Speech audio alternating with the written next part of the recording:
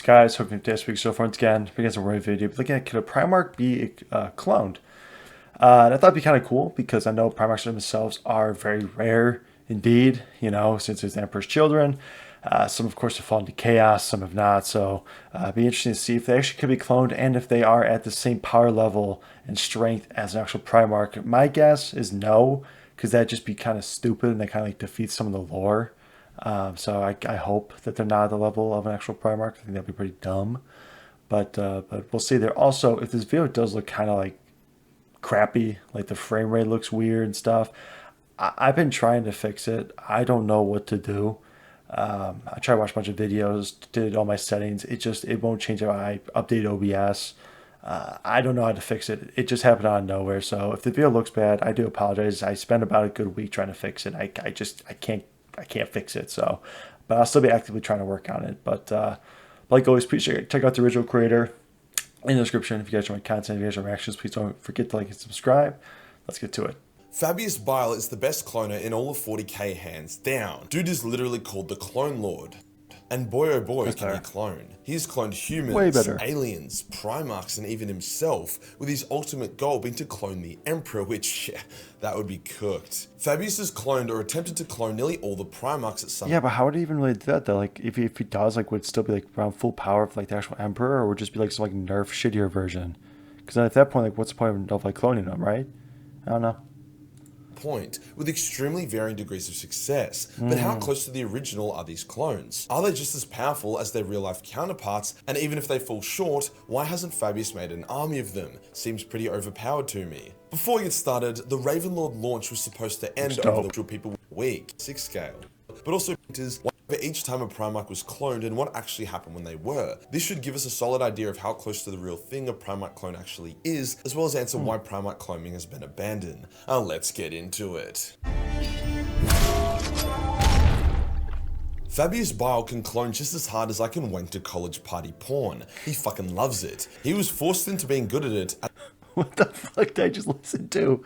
Okay. As he was afflicted with the blight, a gene seed virus that was slowly killing him. He did absolutely everything he could to try cure it, and when he failed, he tried to slow it. Despite all of his efforts, he was doomed, unless he could clone his body and then transfer his consciousness to that new cloned body, which he figured out how to do using a mix of his mad genius, Imperial cloning technology, and Eldar Spirit Stone tech, with the Spirit Stone being essential for his consciousness transfer. Unfortunately for Fabius, his clone bodies also contain the gene seed virus, hence he has to be jumping between bodies as they decay and die. That's not crazy. The most elegant solution, but if it works, it works. Throughout his mad research, he became smarter and smarter, managing to clone gene seed which rapidly grew the size of the depleted Emperor's Children Legion. When the heresy broke out and the Emperor's children could no longer tell the difference between ethics or a car engine exhaust because they just shoved their dick in both, Fabius took his experiments to all new heights and became infatuated with cloning Primarchs, retrieving samples from as many Primarchs as he could. Fulgrim caught wind of this and ordered Fabius to clone, thus resurrect Ferrus Manus. Fulgrim wished to convert Ferrus to the traitor's cause, so he set up a room which had a game of Regicide in it, which is like 40k chess. At least I think it was Regicide, it doesn't really matter, it was a complex wargame thingo.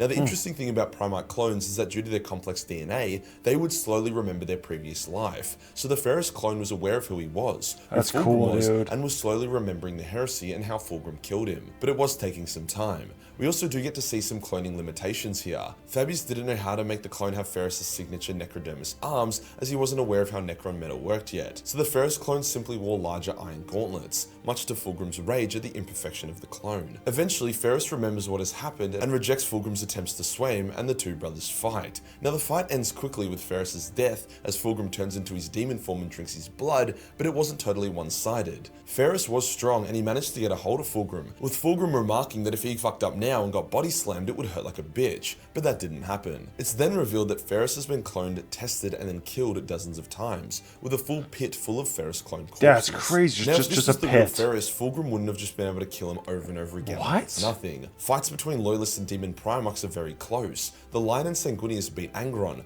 Dawn held off and was beating Fulgrim, Guilliman lost to Fulgrim and Mortarion, so it should never be a one-sided stomp. Ferrus also didn't emit a burst of bright light as he died, which is the textbook sign of a true Primarch death, so clearly wasn't a true Primarch. He did have Ferrus's physical body and personality, but none of the Primarch special sauce. This was frustrating for he's Fabius. nerfed. His Primarch clones were anatomically perfect, but they didn't have that destiny-bending power that true Primarchs had. The kind of will to shape the galaxy, to hold up the foot of a Warhound Titan or take on and beat an Imperator Titan. This experiment was soon abandoned after Fulgrim realized that Ferrus would never fall, and that tasking his #1 mad genius to a constantly failing experiment, which I assume would have been quite resource intensive, was not a great use of his time. Primarch cloning would be shelved for a while until after the heresy. However, with Fabius now free to follow his own path, now that Fulgrim was engaged in round-the-clock autofellatio, he cloned all 20 Primarchs. However, before they could reach maturity, Abaddon attacked the Emperor's children in revenge for them stealing Horus's corpse. The Primarch clones were all killed by two. First was the clone of Horus, who was given Horus's armor as well as Worldbreaker. Abaddon's forces engaged this clone of Horus in combat,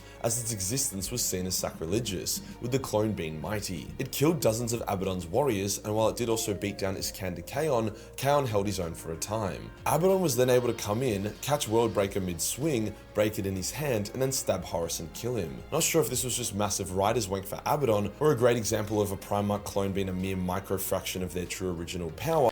I think that's it. It's just a nerfed version. Just because they have the strength and just the looks does not mean they're actually the Primarch. They're just a nerfed shitter version of said Primarch.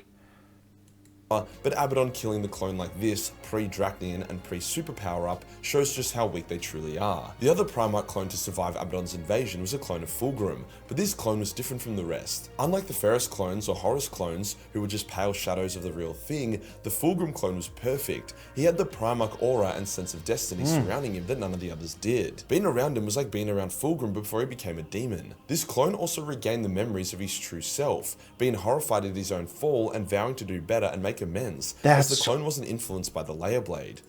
That is really cool. Like a clone that has the same memories as the original hates what he became. That's cool. For all intents and purposes, this was a genuine, authentic Fulgrim Primarch without drawbacks. Now, since this clone was never killed, thus never showed off a bright flash of light, we don't have 100% confirmation that he was a flawless clone, but Fabius remarked that he was, and he wasn't sure why. I've made a video on the topic and why I think it was, but as a TLDR, it ties back to the Primarch demigod theory. That being that the Emperor took 20 minor gods from the warp on Molech and put them in the Primarch bodies he had created using biomancy and his and Erda's DNA, which made the gods of chaos mad because they believe that they own the warp, hence own those warp gods that were stolen, quote unquote. There's a lot more to it than that, but that's the gist. This would explain why so many Primarch clones were shit. They were missing the Warp God's soul that was the true source of their power. As for why the Fulgrim clone got it, my theory is that when the original Fulgrim ascended, the Warp God's soul was removed and cast into the Warp, with Fulgrim then being flooded with a shitload of Slaaneshi warp power. Explaining why becoming a demon Primarch is more like a side grade instead of an upgrade, and why they seem to lose their destiny-altering presences, just more so becoming hectic demons. Thus that now detached Fulgrim Warp God latched onto the Fulgrim clone, making him a true whole Primarch.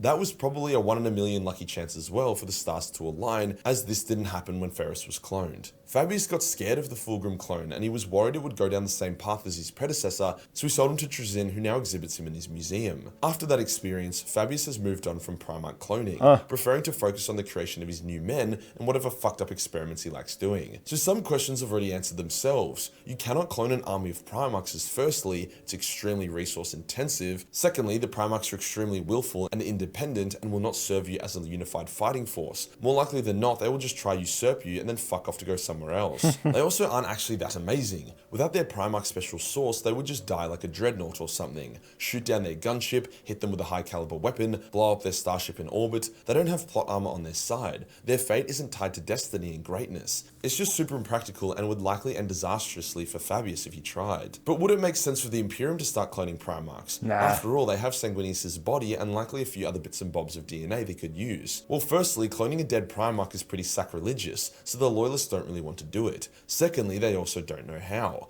Fabius is an absolute monster at cloning. However, the best the Imperium can do for cloning is the death core of Krieg, which is kept under wraps pretty tightly. So they neither want nor know how to clone Primarchs. With the writer of the book featuring Clone Grim moving away from Black Library, it's also unlikely we will see Clone Grim again, sadly. But then again, GW does love money, so who the fuck actually knows? If you enjoyed the video and you want to support the channel, pick up a Ravenlord.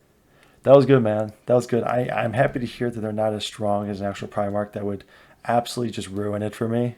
I think having the Primarchs on that pedestal is really important, at least in my mind, just because it just makes them that ultra godly, just special, as what he said, destiny changing, destiny altering type of being. So great video though. He does a great job with his short, sweet videos. I super enjoy them. So like always, though, please check them out in the description. Some love. If you guys want to cat 10 videos and reactions, please don't forget to like, subscribe. I'll see you guys next one. Take it easy.